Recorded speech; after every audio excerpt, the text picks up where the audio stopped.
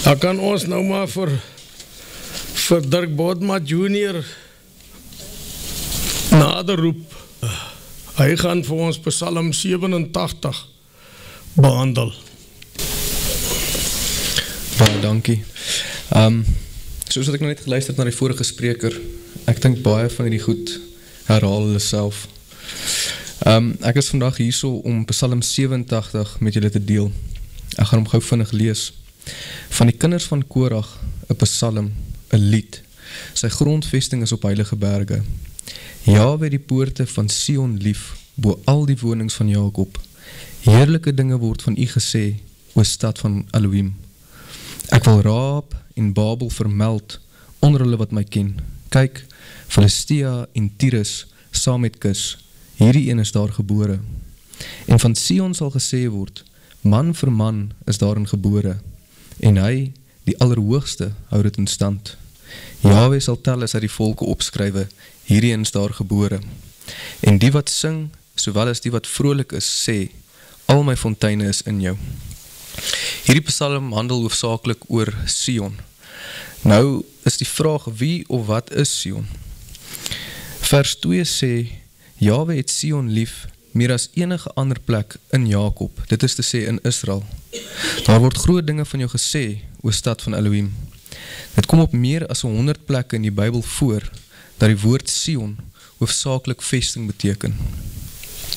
In die Bybel is Sion beide die stad van Dawid en die stad van Elohim. Soos die Bybel voortgaan, verander die verwysing na die woord Sion hoofsaaklik van 'n fisiese stad na 'n meer geestelike betekenis. Die eerste keer wat ons van Sion lees, is in 2 Samuel 5 vers 6. Toe die koning, Dawid, met sy manne na Jerusalem wegtrek teen die Jebusiete, die bewoners van die land, het hulle met Dawid gespreek en gesê, jy sal hier nie inkom nie, maar die blindes en die lammes sal jou verdrywe. Dit wil sê, Dawid sal hier nie inkom nie, maar Dawid het die bergvesting Sion ingeneem. Dit is die stad van Dawid. Sion was die oorspronklike naam van die antieke Jebusiete se vesting in die stad Jerusalem. Sion het nie net vir die vestingsnaam gestaan nie, maar ook vir die stad waarin die vesting was. Nadat Dawid die Sionsvesting ingeneem het, is Sion die Dawidstad genoem. Toe Salomo die tempel in Jerusalem gebou het, is die naam Sion uitgebrei in betekenis om die tempel en die omliggende area in te sluit. Aanvanklik was Sion gebruik as die naam vir die stad Jerusalem. Sion word dan ook figuurlik as volk van Elohim gebruik. Die geestelike betekenis van Sion word in die Nuwe Testament voorgesit, waar die betekenis kry van Elohim se geestelike koninkryk, die hemelse Jerusalem. Petrus verwys na Messia as die hoekklip van Sion. Dit kry ons in 1 Petrus 2 vers 6. Kyk, ek lê in Sion 'n hoekklip, uitverkies vir die ereplek. Wie in hom glo, word nooit teleurgestel nie. Soos ons nou genoem het, verander Sion se betekenis in die skrif volgens tydvlakke. Eerste was die betekenis daarvan die fisiese stad in die tydperk van Dawid, daarna is dit uitgebrei deur Salomo, en deur die profete in die Nuwe Testament verkry dit 'n geestelike betekenis. As daar van Sion gepraat word, moet 'n mens let op die verskillende tydvlakke. Die konteks van Sion en die tydvlak daarin gekoppel, vir die doeleindes van hierdie referaat, moet ons inperk deur middel van die vergadering se tema, naamlik, ek gee waters in die woestyn, riviere in die wildernis, om my volk, my uitverkorene te laat drink. Psalm 87 vers 2 maak 'n stelling, naamlik, Jahwe die poorte van Sion lief, bo al die wonings van Israel. Dan gee vers 7 vir ons 'n verduideliking van hierdie stelling. En die wat sing, sowel as die wat vrolik is, sê, al my fonteine is in jou. Daarom het die Vader die poorte van Sion meer lief, as al die wonings van Israel, omdat al sy fonteine daarin is. Ek wil nou graag met u praat oor die profeseë oor Sion. Ek lees die volgende gedeelte uit Jesaja 40 uit, vanaf vers 1. Troos my volk, sê julle Elohim, spreek na die hart van Jerusalem, en roep haar toe, dat haar stryd verby is, dat haar skuld betaal is, dat sy die hand van Jahwe dubbel ontvang het, vir al haar sondes. 'n Stem van een wat roep, berei in die woestyn, die weg van Jahwe, maak gelyk in die wildernis, 'n groot pad, vir ons Elohim. Hier lees ons weer van die woestyn, waarin ons thema gekoppel is. Vanaf vers 4, Elke dal moet opgevul en elke berg en heuwel klein gemaak word, en die bult moet 'n gelykte en die rotsagtige plekke 'n laagte word. In Jeremia 31 lees ons die volgende: In die tyd, spreek Jahwe, sal ek vir al die geslagte van Israel Elohim wees, en hulle sal vir my volk wees. So sê Jahwe, die volk van diegene wat van die swaard vry geraak het genade gevind in die woestyn, op weg om sy rus te geniet, naamlik Israel. Jahwe het aan my verskyn in die verte, ja, ek het jou lief gehad met die ewige liefde, daarom het ek jou getrek met goedertierenheid. Ek sal jou weer bou, en jy sal gebou word, o jongvrou van Israel. Jy sal jou weer versier met jou tamboeryne en uittrek in koordans van die spelers. Jy sal weer wingerde plant op die berge van Samaria. Die planter sal plant en die vrugte geniet. Want die dag is daar, dat die oppassers op die berge van Ephraim roep, maak julle klaar en laat ons optrek na Sion, na Jahwe ons Elohim. Want so sê Jahwe, jubel oor Jakob van vreugde en juig oor die hoof van die nasies. Laat het hoor, sing lof en sê, o Jahwe, verlos die volk, die oorblyfsel van Israel. Kyk, ek bring hulle aan uit die Noordland, en hulle sal by mekaar laat kom uit die agterhoeke van die aarde.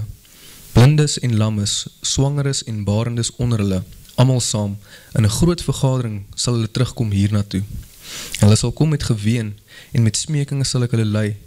Ek sal hulle bring by waterstrome, op 'n gelyk pad, waarop hulle nie sal struikel nie. Want ek is vir Israel 'n vader, en Ephraim is my eersgeborene. Hoor die woord van Jahwe, o nasies, en verkondig in die kuslande wat ver is, en sê, hy wat Israel verstrooi het, sal hom vergader en hom bewaak soos 'n herder sy kudde. Want Jahwe het Jakob losgekoop en hom verlos uit die hand wat sterker was as hy. En hulle sal kom op die hoogte van Sion, jubel en toestroom na die seëninge van Jahwe, aan die koring en die mos en die olie, en na die jong skape en beeste, en hulle siel sal weer wees soos 'n welbesproeide tuin, en hulle sal nie verder meer kwyn nie. Uit hierdie bogenoemde gedeeltes is al heel wat informasie om uit te haal. Jesaja praat van 'n stem van een wat roep, berei in die woestyn die weg van Jahwe, maak gelyk in die wildernis 'n groot pad vir ons Elohim. Jeremia sê, in die tyd, spreek Jahwe, sal ek vir al die geslagte van Israel Elohim wees, en hulle sal vir my volk wees. So sê Jahwe, die volk van diegene wat van die swaard vry geraak het genade gevind in die woestyn, op weg om sy rus te geniet, naamlik Israel. Ons lees dan ook in vers 9 van Jeremia 31, hulle sal kom met geween en met smekinge sal ek hulle lei, ek sal hulle bring by waterstrome, op 'n gelyk pad, waarop hulle nie sal struikel nie, want ek is vir Israel 'n vader, en Ephraim is my eersgeborene. Dan lees ons weer in vers 12, en hulle sal kom op die hoogte van Sion, jubel en toestroom na die seëninge van Jahwe, aan die koring en die mos en die olie, en na die jong skape en beeste, en hulle siel sal wees soos 'n welbesproeide tuin, en hulle sal verder nie meer kwyn nie. Soos ek reeds genoem het, het die woord van Sion verskeie betekenisse en verskeie tydvlakke. As ons dit nie inperk met die tema nie, sal ons heeldag hieroor kan praat. Hierom wil ek graag 2 belangrike tydperke uitlig. Die eerste tydvlak bestaan uit die gereedmaak van Sion, en die tweede tydvlak die huwelik van Sion. Voordat ek hierdie 2 tydvlakke uitlig, wil ek net eers oor die fonteine praat, waarvan ons lees in Psalm 87 vers 7, al my fonteine is in jou. Ons weet reeds dat die tema van hierdie vergadering gaan oor die Vader wat sy uitverkorenes in die woestyn van water wil voorsien. Psalm 87 maak dan ook melding van die fonteine wat in Sion is. Jeremia sê, die Vader sal Israel bring by waterstrome, en hulle sal na die hoogte van Sion kom, na die seëninge van Jahwe, en hulle siel sal wees soos 'n welbesproeide tuin. Wat is dan die betekenis van hierdie water?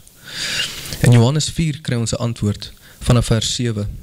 Daar kom 'n vrou uit Samaria om water te skep. Yeshua sê vir haar, gee vir my water om te drink, want sy disippels het na die stad gegaan om voedsel te koop.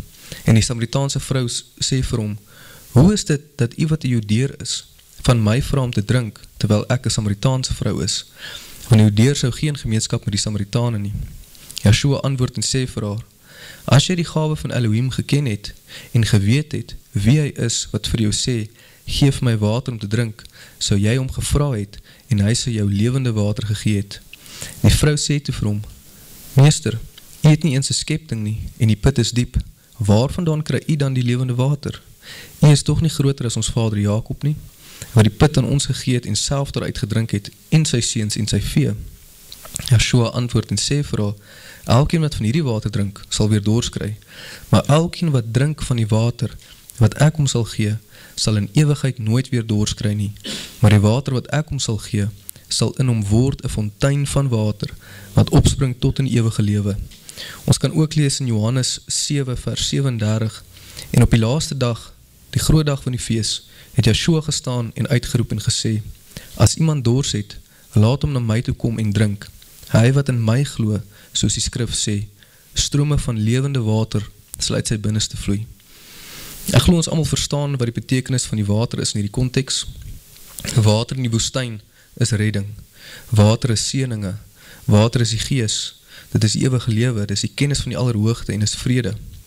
Water dien ook as 'n reinigingsmiddel. Nou kom ons by die eerste tydvlak, die gereedmaak van Sion.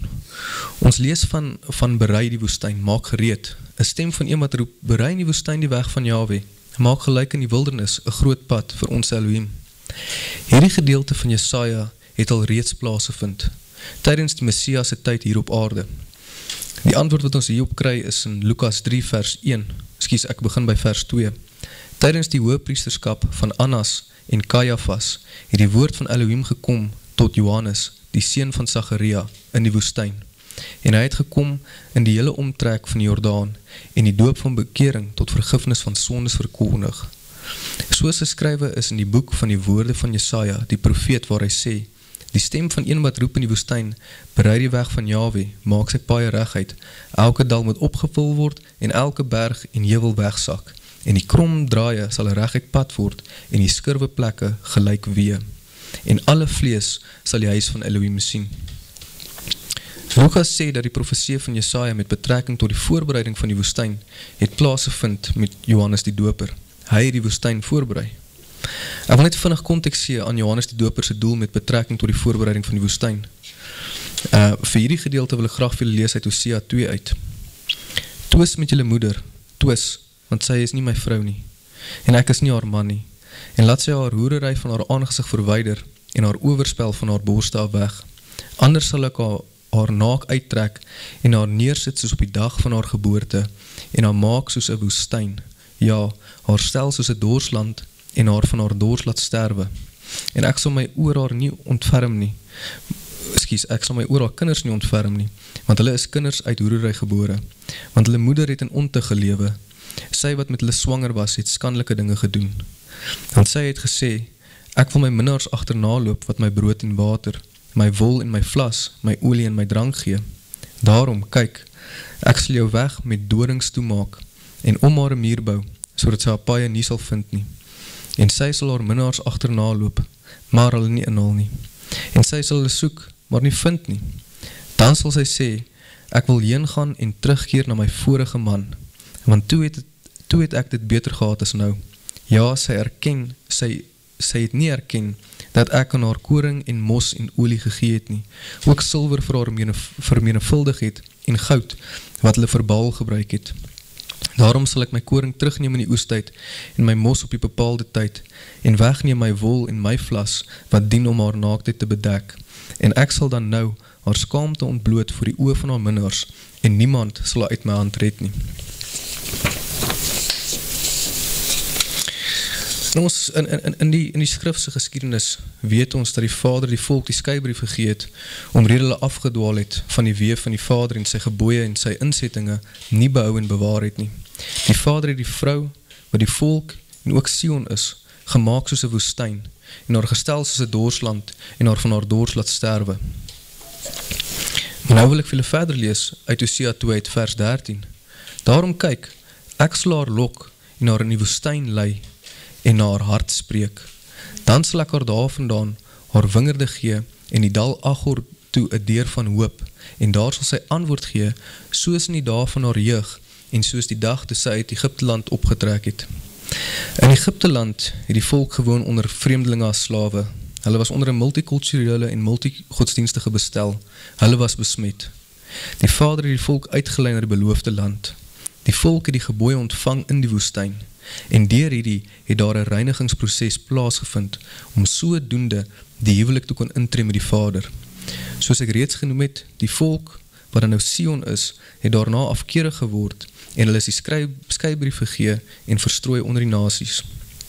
Die tema van hierdie vergadering handel oor die Vader wat vir Sion water wil gee in die woestyn en in die wildernis. Die gebeure in die skrif herhaal homself. Johannes die Doper moes die woestyn voorberei met die koms van Messia, as ook die verloving van Sion met die Messia. As ons net verder lees in Hosea 2 vanaf vers 18, dan lees ons, en ek sal my met jou verloof tot in ewigheid, en my met jou verloof in geregtigheid, en in reg, en in goedertierenheid, en in ontferming, en ek sal my met jou verloof in trou, dan sal jy Jahwe ken. Die verlovingsproses het reeds plaasgevind tydens Sion en die Messia. Sion moet nou voorbereiding maak vir die huwelik met Messia, sodat soos Psalm 87 sê, al sy fonteine in Sion kan wees. Wat behels hierdie voorbereiding? Ons het vanoggend het ons hieroor gepraat oor hierdie afsondering, oor die reinigingsproses. Dit is 'n afsondering van die bruid voor die bruilof. Dit is 'n bekering van die sondes, dit is die vlug uit Babylon uit, sodat Sion opnuut en met 'n skoon gewaad voor die bruidegom kan staan om in die huwelik in te gaan. Dit is 'n reinigingsproses wat moet plaasvind, soos in Egipte en soos in die tyd van Johannes die Doper. Die Vader is heilig, daarom moet ons ook heilig wees. Wat ek net dink wat belangrik is met betrekking tot hierdie afsondering en reiniging, as ons kyk na wat Openbaring sê, dan sê dit, die woestyn is 'n plek wat deur Elohim voorberei word. As ons Openbaring 12 vers 6 lees, en die vrou het na die woestyn gevlug, waar sy 'n plek het wat deur Elohim gereed gemaak is. Ons tema sê die Allerhoogste sal ons voorsien van water in die woestyn. Die Vader sal beskik. Hy sal ons met goedertierenheid trek, soos Jeremia sê, sodat al sy fonteine in Sion mag wees. Nou kom ons by die tweede tydvlak van Sion, die huwelik. Met betrekking tot die huwelik wil ek net kortliks 'n paar gedeeltes aanhaal. Soos ek reeds genoem het, ek moet hierdie referaat beperk met die tema, andersins gaan ons heeldag kan praat oor Sion. Jeremia sê, in die tyd, spreek Jahwe, sal ek vir die geslagte van Israel Elohim wees, en hulle sal vir my volk wees. So sê Jahwe, die volk van diegene wat van die swaard vrygeraak het genade gevind in die woestyn, op weg om sy rus te geniet, naamlik Israel. Ek glo, jy sal met my saamstem dat ons nog nie in rus is nie. Nadat ons afgesonder en heilig gemaak is, en gereinig is in die woestyn, genade gevind het daarso, en van water voorsien is, dan gaan ons in rus in. Dit is die huwelik waarin Sion gaan intree met die Messia.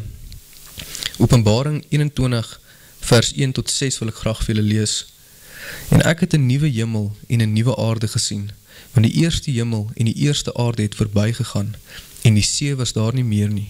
En ek, Johannes, het die heilige stad, die nuwe Jerusalem, sien neerdal van Elohim uit die hemel, toeberei soos 'n bruid wat vir haar man versier is. En ek het 'n groot stem uit die hemel hoor sê, kyk, die tabernakel van Elohim is by die mense, en hy sal by hulle woon, en hulle sal sy volk wees, en Elohim sal self by hulle wees as Elohim.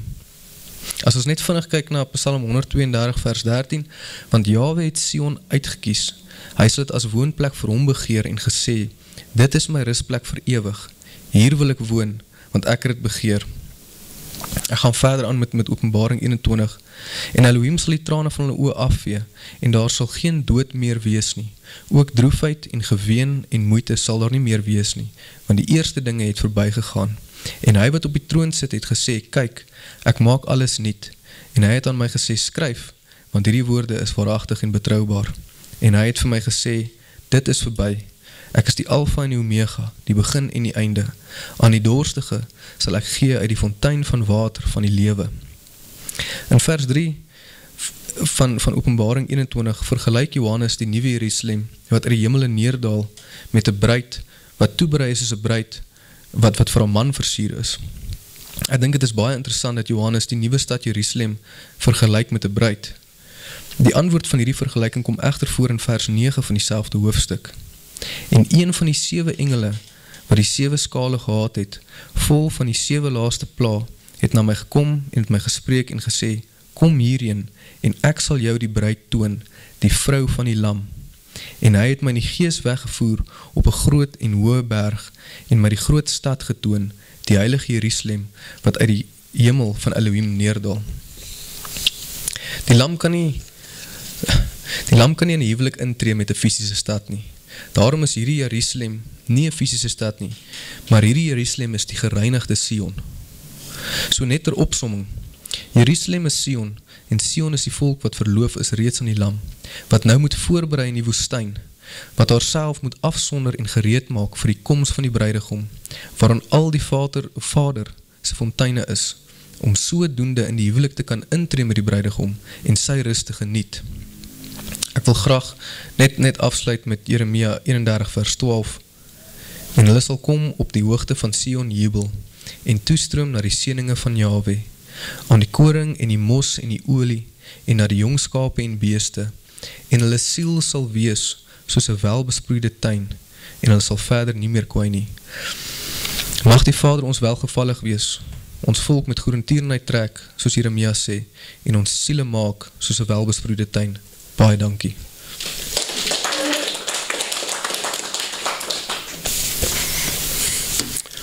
Baie dankie Dirk. Ek sien jy dit baie